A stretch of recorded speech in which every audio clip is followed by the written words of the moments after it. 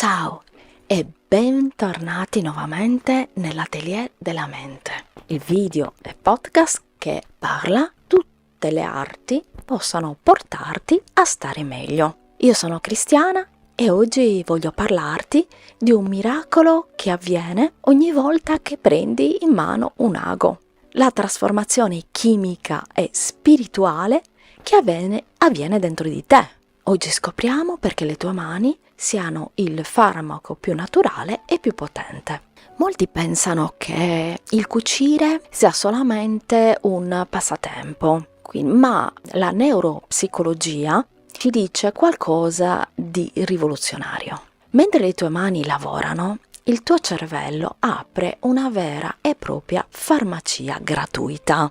Stiamo parlando di serotonina, dopamina, ossitocina e endorfine. Iniziamo con la più famosa, la serotonina. Quando tu ripeti lo stesso gesto, quel ritmo ipnotico del punto dopo punto, il tuo battito cardiaco rallenta. Quindi la serotonina entra in circolo e placa l'ansia. Dunque, quando le tue mani sono impegnate in movimenti ripetitivi e precisi, il cervello entra in uno stato che viene chiamato flow, italiano vuol dire flusso. In questa fase la produzione di serotonina aumenta sensibilmente. A differenza della dopamina, che regala un picco di piacere immediato ma breve, energia, legato appunto al raggiungimento di un obiettivo, la serotonina ti dà quella sensazione di appagamento duraturo. È una sensazione appunto di tranquillità interiore. Ha quindi un effetto calmante. Infatti la serotonina modula l'ansia agendo come un freno naturale sui pensieri intrusivi, ma anche agisce sulla pazienza e la resilienza.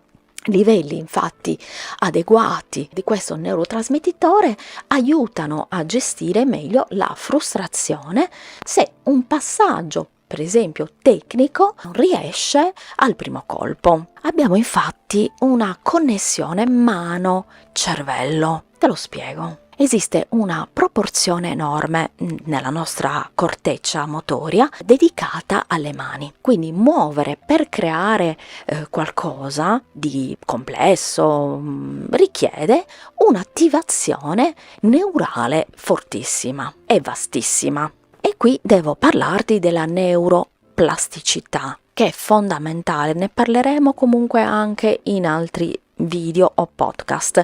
L'impegno infatti manuale stimola la creazione di nuove connessioni sinaptiche. Infatti sono stati fatti degli esperimenti, degli studi che suggeriscono che l'attività costruttiva, quindi parlo di qualsiasi tipo di attività, non solo il cucito, ma qualsiasi cosa che tu crei con le mani, possa stimolare l'espressione del gene per il fattore neutrofico derivato dal cervello, BDNF, che protegge i neuroni e favorisce la lucidità cognitiva.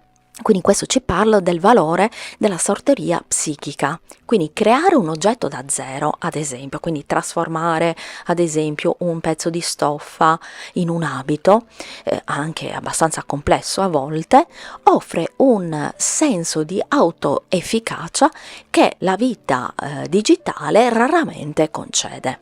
Inoltre favorisce anche il senso del controllo, perché in un mondo spesso caotico in cui viviamo noi, avere il controllo totale su un progetto manuale stabilizza il sistema nervoso. Inoltre i lavori manuali aiutano anche per quanto riguarda i ritmi circadiani.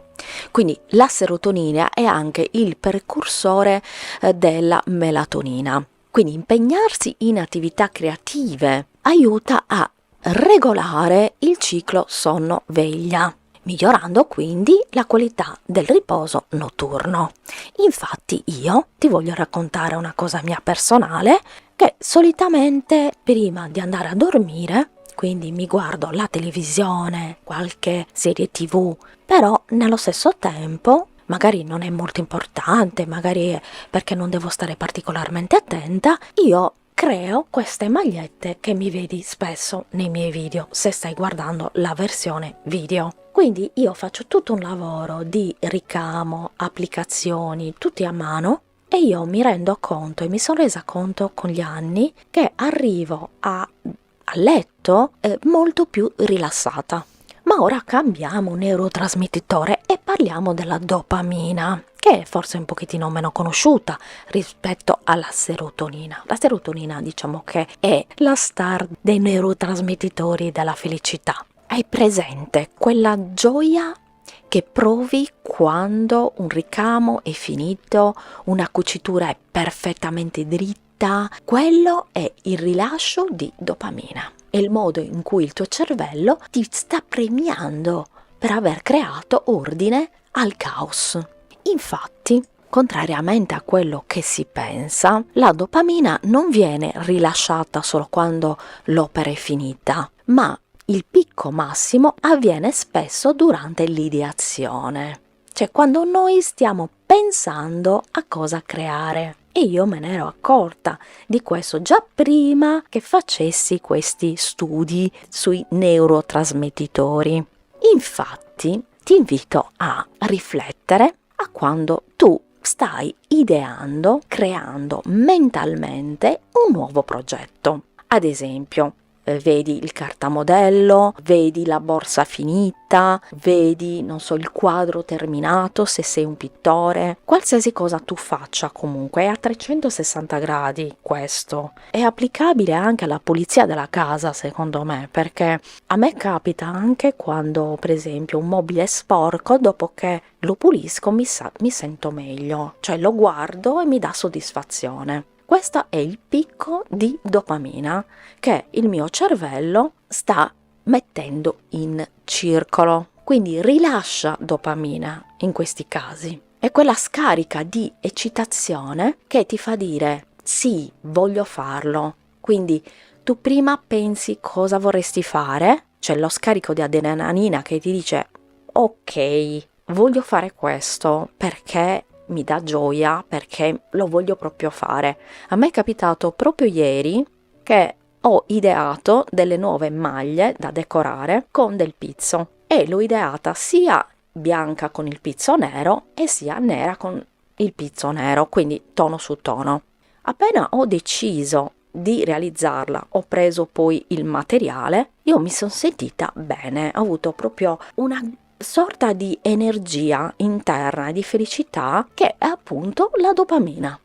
Infatti, senza la dopamina noi non inizieremo a fare nulla. Avremo l'idea, ma non lo sforzo di alzarsi, di prendere la maglietta, di scegliere il pizzo, quello che va meglio, e a metterci poi al tavolo da lavoro. Ovviamente io faccio sempre dei riferimenti al cucito o alle arti manuali, ma ripeto, questo discorso è adattabile a qualsiasi tipo di attività che tu vuoi fare. Quindi diciamo che la dopamina è il neurotrasmettitore della motivazione. Creare anche dipingere un mobile, creare, ti ripeto, anche pulire l'argenteria, che può essere definita una cosa noiosa, se magari hai dell'argento in casa, o pulire dei bijou, che potrebbe essere considerato un po' noioso. Poi alla fine, quando tu vedi, sei a metà dell'opera e vedi che ti sta venendo bene il tuo lavoro, hai un picco proprio di dopamina pazzesco che ti fa sentire bene. Quindi ogni volta che un piccolo passaggio viene superato e riesce perfettamente, il cervello riceve questa sorta di scossa di piacere.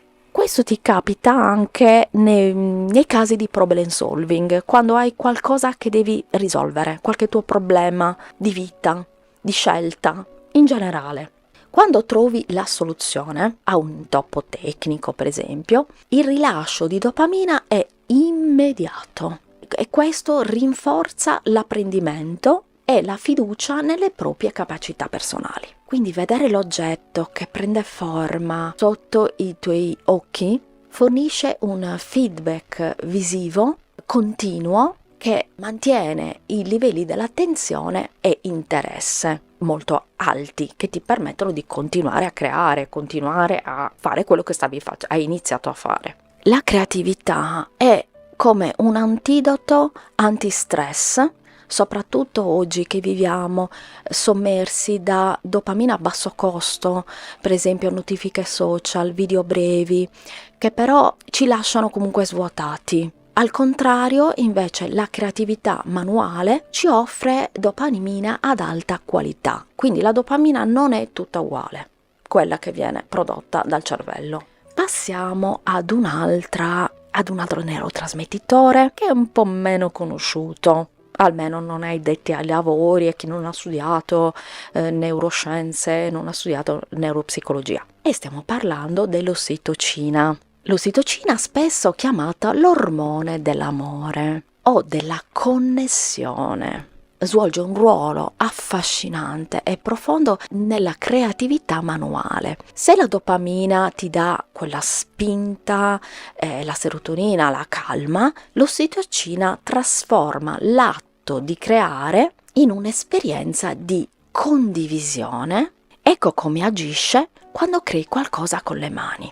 Qualsiasi cosa, ripeto, non solo cucito, qualsiasi cosa. Per esempio, il valore del dono e del legame empatico. L'ossitocina viene rilasciata quando noi creiamo qualcosa per qualcun altro, per qualcuno. Quando noi creiamo un qualcosa per regalarlo, ad esempio. Perché? Perché in quella creazione c'è la cura dell'altro. Mentre cuci, per esempio, un qualsiasi tipo di creazione per qualcuno, quindi destinato a qualcuno, il tuo cervello attiva i circuiti neuronali dell'empatia. Perché tu già immagini quando quella persona riceverà l'oggetto. E questo pensiero dentro di noi fa sì che venga prodotta l'ossitocina. Quindi immaginiamo la reazione della persona che magari rimarrà contenta. Questo rende il lavoro manuale un atto di amore tangibile. Quindi trasformando una fatica per la creazione, perché a seconda di quello che stai creando può essere anche abbastanza complesso, abbastanza pesante, anche lungo da realizzare, ma la fatica fisica in questo caso riduce lo stress. L'ossitocina riduce lo stress e aumenta il senso di appartenenza. E questo avviene anche quando noi condividiamo nei gruppi di cucito. Per esempio, io ho un gruppo di cucito su Facebook che si chiama Cucito Terapia, dove ci sono veramente tantissime iscritte che condividono le loro creazioni. Questo è un atto di condivisione che crea il rilascio di ossitocina. Quindi quando condividi i tuoi progressi, insegni una tecnica, quindi nel mio caso quando facevo i tutorial, fai parte di un gruppo di cucito o artigianato, i livelli di questo ormone salgono. Quindi iscriviti non solo ai miei canali social che sono ovunque, ma anche su YouTube. Comunque c'è la sezione community dove possiamo dialogare tra di noi. Infatti, se hai notato, i canali che cuciono in diretta insieme a te sono i canali che vanno molto bene, perché anche virtualmente, anche se li crea virtualmente, riduce il senso di isolamento. Quindi il fare insieme agli altri riduce il senso di isolamento, ti senti parte del gruppo. Per esempio, quando si cuce tutti insieme ci si possono scambiare anche vari feedback l'uno con l'altro. Oh, ma guarda che carino, come l'hai fatto, tu l'hai fatto più carino del mio, hai usato una tecnica diversa. Tutto questo dà una sensazione di sicurezza e di fiducia nelle proprie capacità, ma anche quando cuciamo per noi stessi. Per esempio, queste maglie che io faccio, dopo cena, è un esempio pratico di auto-ossitocina, cioè prendermi cura di me stessa, del mio stato di salute, che magari in questo periodo risulta un po' stressante, quindi attraverso la creatività, dedicando questo tempo e pazienza, attiva gli stessi circuiti biochimici della gentilezza. In conclusione, l'ossitocina permette pensate che un oggetto fatto a mano possa avere un'anima o un valore che un prodotto industriale non potrà mai avere? Quindi un qualcosa che compri, per quanto comprare possa essere, c'è tutto il discorso del shopping compulsivo, che comunque anche in quel caso c'è il rilascio di dopamina in quel caso, però come detto prima, sono molto brevi, dura poco. Il rilascio della dopamina rimane poco nell'organismo, quindi non sempre la stessa attività può darti quella pace nel tempo, quella serenità nel tempo, quel livello di appartenenza nel tempo. Finiamo con il parlare delle endorfine. Le endorfine sono più famose, ecco, rispetto all'ossitocina, poverina, che sicuramente, scrivimi nei commenti se conoscevi l'ossitocina. Se la dopamina è l'energia, la serotonina è la pace, le endorfine rappresentano la resistenza e il sollievo fisico. Ovviamente nella creatività giocano un ruolo fondamentale, perché quando il lavoro si fa intenso o richiede una concentrazione prolungata, specialmente quando cuci o stai realizzando qualcosa di molto complicato e ti occupa molta concentrazione mentale, ecco come agiscono mentre crei. Creare con le mani può essere fisicamente impegnativo, ma perché resti chinato su un tavolo da lavoro, manovrare tessuti magari a volte anche pesanti, eseguire migliaia di piccoli punti, per esempio quando devi fare le cose a mano, a me piace molto, però ad altri no, però personalmente a me piace molto cucire a mano e realizzare, perché mi piace anche molto anche il ricamo, quindi io non faccio testo. Tutto questo fa sì che ci sia uno sforzo muscolare costante. Le endorfine vengono rilasciate per contrastare il disagio fisico, postura o fatica muscolare. Vengono solitamente rilasciate infatti quando noi facciamo la ginnastica. Dopo un tot di tempo che tu fai la ginnastica, il corpo rilascia le endorfine e tu da quel momento in poi succede tutta una serie di situazioni che comunque qua biochimiche che non andremo a elencare, ma la cosa più importante, cioè la cosa che ci interessa, non più importante, che ci interessa è quella della fatica. Dopo 30 minuti circa, 15-30 minuti che fai ginnastica, che fai un allenamento, tu senti meno la fatica. E questo succede anche quando stai creando qualcosa. Quindi questo ti permette di continuare a lavorare nonostante la fatica, quindi ti dà quella resistenza, subentra una sorta di leggerezza che ti potrebbe far continuare per ore. E io l'ho notato tantissimo soprattutto quando faccio allenamento. Le endorfine sono molto importanti perché ci permettono di entrare in quello stato che si chiama lo stato di flow, di flusso più profondo. Quindi non so se a te sia capitato di metterti a lavorare e ad un certo punto tutto il mondo che ti sta attorno sparisce. A me succede sempre, qualsiasi cosa io faccia, io ho questa capacità di concentrazione esagerata, per cui quando inizio a fare una cosa, dopo un tot di tempo, io potrei fare per ore. Difficilmente io mi distraggo, tant'è vero che io ho bisogno addirittura di mettermi delle sveglie per avvisarmi che devo fare una pausa.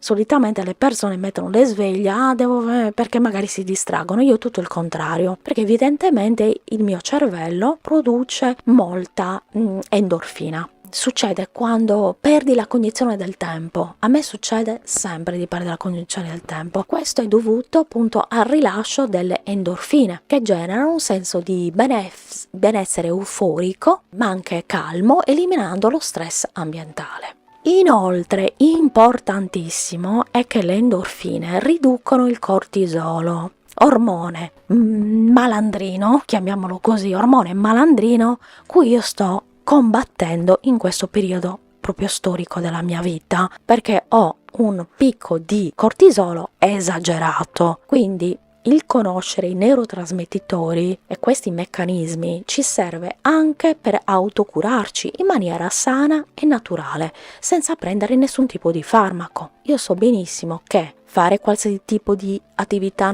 manuale, fare una passeggiata, fare un po' di allenamento in casa, oppure non so, fare un qualcosa che ti piace. A me per esempio piace moltissimo ricamare, oltre che cucire, creare delle cose semplici, sistemare un qualcosa che magari era rotto. Ecco, dopo il primi momento entro proprio in questo stato di flow. Endorfine sono gli antagonisti diretti degli ormoni dello stress. Quindi mentre le tue mani si stanno muovendo, la tempesta emotiva che sta dentro di te si placa, quindi lasciando spazio a una chiarezza mentale quasi meditativa. Come ti posso dire, i gesti ritmici, per esempio, che utilizziamo nel fare qualcosa, stimolano il sistema nervoso a produrre endorfine. Questo ritmo quindi agisce come un messaggio interno per il cervello, stabilizzando anche il battito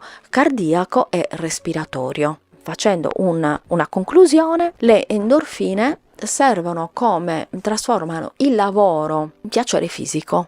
Studiare, può essere fare attività fisica come ho detto prima, può essere qualsiasi attività che magari all'inizio ti sembra un po' pesante, cioè il tuo corpo lo percepisce come pesante. Poi dopo un tot di tempo, col rilascio delle endorfine, paradossalmente ti affatichi meno rispetto all'inizio. Teoricamente dovresti, stando più tempo a fare quel tipo di lavoro, teoricamente noi potremmo pensare che avvenga il contrario, e invece proprio no. Ti fa entrare in una sorta di bolla dove il tempo e la stanchezza scompaiono. E io voglio sentirti nei commenti anche qui. Ti è mai capitato questa cosa? L'hai mai notata? Sono veramente curiosa di sapere le tue esperienze. Per concludere, le tue mani sono sacre, perché c'è questa connessione di cui abbiamo parlato all'inizio tra le mani e il cervello. Usarle solo per affannarti, ma usale per guarirti. Se questo episodio, questo video ti ha dato un po' di pace e di serenità, portala con te tutto il giorno. Grazie per essere stata con me nell'atelier della mente. Noi ci vediamo al prossimo video. Mi raccomando, iscriviti in modo tale da non perderti nessun tipo di video o podcast che verrà pubblicato prossimamente. Ti mando un grande bacio e cerca di stare bene.